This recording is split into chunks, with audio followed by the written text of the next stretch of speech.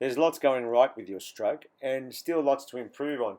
For instance, your hands are entering in front of the shoulders. Then they are pulling back quite straight, which is what you want. But your right arm still swerves quite a bit and your left hand enters too close to your head. Work on getting that arm entering the water in front of your shoulder and having both pull even straighter back to your hip. Right hand to right hip, left to left hip. Head position has also really improved. You are looking straight down, which helps keep your hips up and level, which is excellent. But sometimes you drive it down too deep by about an inch or two, which brings your feet up too high. And sometimes they break the surface of the water when you kick. Now that can look dramatic, but kicking the air is not really effective, so you want the feet just coming up to the top of the water, bubbling away below the surface. Your whole head should never be underwater in freestyle.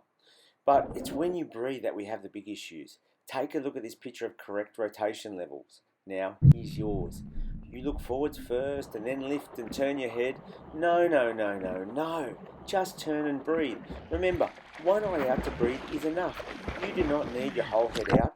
Do not look at the sky. Just look straight across the top of the water. Clouds or blue sky means you've gone too far. And this over-rotation with your head ruins your kick. You were working your legs hard, but look how you scissor kick and bend your knees. It only pulls you back. When you breathe, you just go way too far. It's like The Exorcist. You spin your whole body around and it destroys your kick and the end of your stroke. It would be better to just stop your kick here so you stay level in the water. But you carry on to help kickstart your stroke again and thrust you back around after you have turned too far to breathe. Now, the catch is pretty good, but your elbow is too low. You must keep it above the wrist at the start of the stroke and maintain that position of relative strength throughout the stroke. Basically, you do not want the elbow leading the wrist through the water. It has to be either above or behind the wrist to get the power down and engage your back. Here's a stick drawing showing where I want your elbow, wrist and fingers to be at the catch, and then where you need them to be as you move through the stroke.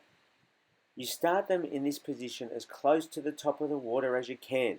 It is hard to hold these positions as you get tired, but it is what you need to keep you moving the water backwards and then you propelling forwards. And while the beginning of your stroke has improved a lot, you are still turning your hands to get out of the water early as you end the stroke. And that action all starts with collapsing your elbow and releasing the strong grip you have on the water before you even get back to your hip.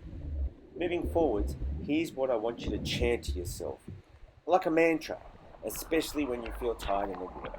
Stomach in, core and glutes engaged, hands in front of shoulders, fingers pointing down for an early catch, elbow above my wrist, pull straight past my hips, keep fingers pointing down.